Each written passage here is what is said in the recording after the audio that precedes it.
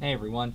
Today we're going to talk about gestures as part of the nonverbal communication and how powerful and expressive they can be, as even more expressive than the words themselves sometimes. So, what are gestures? Gestures are body movement that is used to express how you feel, what you're thinking, express your emotions, and things like that.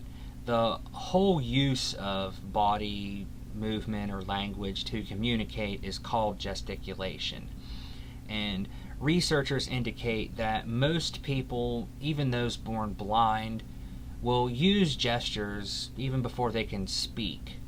And scholars have divided gestures into several forms. Like you have emblems, which are gestures that have a direct verbal translation, like waving hello, or illustrators that go along with the verbal message to help clarify it, like, oh, it was this big. And you have effect display gestures that communicate emotion or effect, like covering your mouth when you're shocked or doing this with your hands when you're nervous.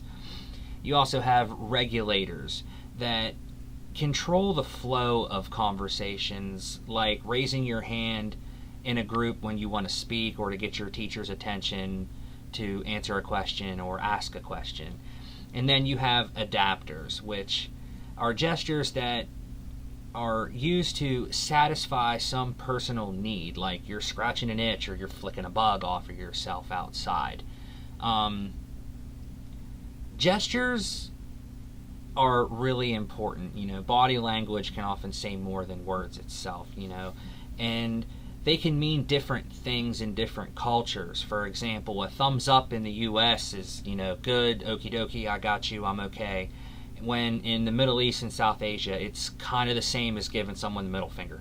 So you need to understand and be aware of gestures in culture as well. So let's take a look at a positive example of a gesture. The movie 7 Years in Tibet. You see the young Dalai Lama laughing and smiling in this clip at Brad Pitt's character doing his bows, which he's not laughing at him, he's not making fun of him, he just lightheartedly, like a little kid, finds it kind of funny because Brad Pitt's clearly out of his element. And it, without even using any words, it kind of shows that the situation, he's lighthearted, the situation's cool, there's nothing wrong with what's going on. It's a good positive example of a gesture, the smile and the laughter. But if you look at the scene in Deep Impact, you can see the complete opposite of a positive situation with a gesture. In the clip, the phone rings, the gentleman picks it up, and all eyes are on him. And after being told what he was from the other end of that phone call, it was clearly bad news because he just slumps his head. And that's a very clear indication of some bad news.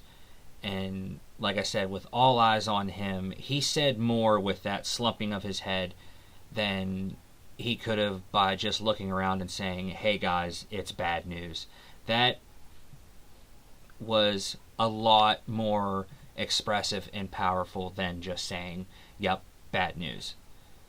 So in conclusion, gestures are a huge part of human communication that enhance our ability to express our ideas and our emotions. And with their significance in varying across different cultures, it's really a good idea to be aware and understand how gestures are taken differently in each culture so you don't slip up and think you're giving somebody the thumbs up when in reality you're offending them.